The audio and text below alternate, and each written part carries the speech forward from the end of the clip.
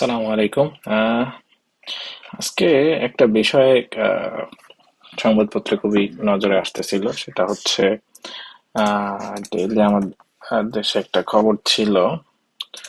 সেটা হচ্ছে এনসিপির নির্বাচনী কমিটির মুখপাত্র জনাব আসিফ মাহমুদের, সেটা হচ্ছেন যে খবরটা এরকম বলা হচ্ছে যে তারা আসলে দ্বৈত নাগরিকত্ব আছে বা ঋণ খেলাপি এরকম কাউকে ভোট করতে দেওয়া হবে না। সেটা হচ্ছে এনসিপির পজিশন, যেটা তারা সংবাদ সম্মেলনে বলছে আর কি। তো সেখানে তিনি একটা জরুরি সংবাদ সম্মেলন করেন শনিবার সন্ধ্যায় তাদের অস্থায়ী কার্যালয়ে, যেখানে আসিফ মাহমুদ বলেন যে আমরা আইনি লড়াই চালিয়ে যাব, ঋণ খেলাপি ও দ্বৈত নাগরিকত্ব থাকা প্রার্থীদের ভোট করতে দেওয়া হবে না। আইনি এবং রাজপথের সব ক্ষেত্রে আমরা লড়াই চালিয়ে যাব। তো এটা ছিল তাদের ঘোষণা। সো কিছুদিন থেকে সোশ্যাল মিডিয়ায় একটা জিনিস সার্কুলেট হচ্ছেন যে বিএনপির চেয়ারপারসন মিস্টার তারেক রহমানেরও দ্বৈত নাগরিকত্ব আছে। সো আমি আসলে এই বিষয়টা শিওর না যে আদৌ ওনার দ্বৈত নাগরিকত্ব আছেন কি না। তো আমি একটু আজকে সার্চ করার চেষ্টা করলাম যে আসলে ব্যাপারটা কি।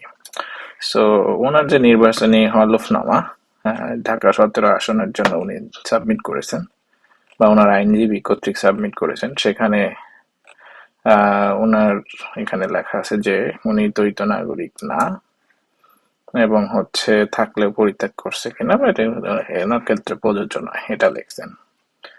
এবং উনি ওকে, সো এটার ক্ষেত্রে ওনার জন্ম তারিখ বলছে 20/11/1968। মনোনয়ন পত্র দাখিলের দিন ওনার বয়স ছিল 57 বছর 1 মাস 10 দিন। ওকে, সো এর আগে বহুবার শুনছিলাম যে উনি আসলে ব্রিটিশ সিটিজেন কিনা, এবং ওনার ইউকে তে একটা কোম্পানি রেজিস্ট্রেশন আছে এরকম আমরা শুনেছিলাম কয়েকবার। তো চলুন আজকে সার্চ করে দেখা যাক যে আসলে আহ, ওনার কোনো ডকুমেন্ট এরকম পাওয়া যায় কিনা। So mister Tariq Rahman's consultancy, so consultancy firm in UK. So, okay, consultancy firm in UK. So, Google AI আমারে সাজেস্ট করতেছে যে ওনার একটা কনসালটেন্সি ফার্ম ছিল, সেটা হচ্ছে white and blue consultant limited. Okay, okay, so এটাতে ক্লিক করার পর আমরা যেটা দেখতে পাচ্ছি যে একটা কোম্পানির গভর্নমেন্ট অফ ইউকের ওয়েবসাইটেতে এখানে white and blue consultant limited company number এইটা, এবং যেটার একটা রেজিস্টার্ড অফিস যেটা ছিল এত, এবং কোম্পানিটা ডিজলভ করা হচ্ছে 2021 মার্চে, যেটা ইনকর্পোরেশন করা হয়েছিল জুলাই জুলাই 2015-এ। ওকে, পিপল হিসেবে যদি আমরা দেখি যে কারা কারা এই ইয়াটাতে ছিল, সো এখানে ছিল যে one officer, so mister Tarique Rahman, এবং মিস্টার তারেক রহমানের অ্যাড্রেস ছিল এইটা, মানে ওনার অ্যাড্রেস। সো এই অ্যাড্রেসটা সার্চ করি যে এটা হচ্ছে ইউকে তে কিংস্টন আপন থামেস। আমি ইংল্যান্ডের অ্যাড্রেস সম্পর্কে খুব একটা জানি না, সো গুগল ম্যাপের স্ট্রিট ভিউ যাই। সো আমরা স্ট্রিট ভিউ গেলে এই যে বাড়িটা, এটাই ছিল আসলে নাম্বার 3, এটাই ছিল ওনার আসলে অ্যাড্রেস কোম্পানিটা রেজিস্ট্রেশন করার সময়। সো এটা ছিল ওনার অ্যাড্রেস, এবং উনি কোম্পানিটা রেজিস্ট্রেশন করার সময় যে ডকুমেন্ট বা কোম্পানির যে ডকুমেন্টগুলো সাবমিট করছিলেন ইউকে গভর্নমেন্টের কাছে, সেই ডকুমেন্টগুলো দেখা যাক। So আমরা অ্যাড্রেসটা দেখলাম সার্চ করে। So let's see the documents. So first one, এটা হচ্ছে কি বলছে, ইনকর্পোরেশনের সময় যে ডকুমেন্ট সাবমিট করছিলেন July 1st, 2015 এটা হচ্ছে ওনার কোম্পানির ইনকর্পোরেশনের ফাইল কপি, যেখানে উনি নাম ছিল white and blue consultants limited, মানে এটা একটা কনসালটেন্সি কোম্পানি। আর কোম্পানিটার বিজনেস তাহলে হচ্ছে কনসালটেন্সি বা পাবলিক রিলেশনশিপ। তো ইনি এইখানে ওনার ডেট অফ বার্থ দেখাচ্ছেন 20/11/1967। So there is a mismatch. So এখানে 1967 আর ওনার বাংলাদেশি যে হলফনামা আছে এইখানে উনি বলছেন 1968।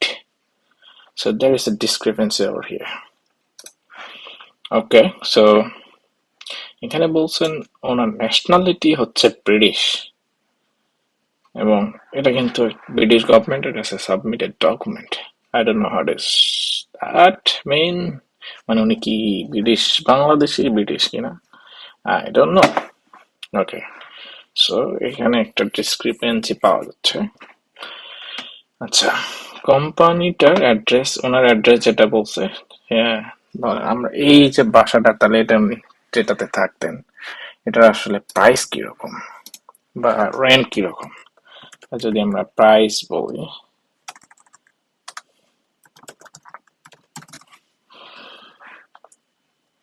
ওকে, সো এই এরিয়াতে ওভারঅল 12 মিলিয়ন থেকে এখানে 17 মিলিয়ন পর্যন্ত বাসাগুলা, মানে খুবই রিচ একটা এরিয়া। যেমন ওনার পাশের যে বাসাটা এটা 10 মিলিয়ন, আবার নাম্বার 5 যে বাসাটা সেটা হচ্ছে 12 million. 12 million pound to BDT,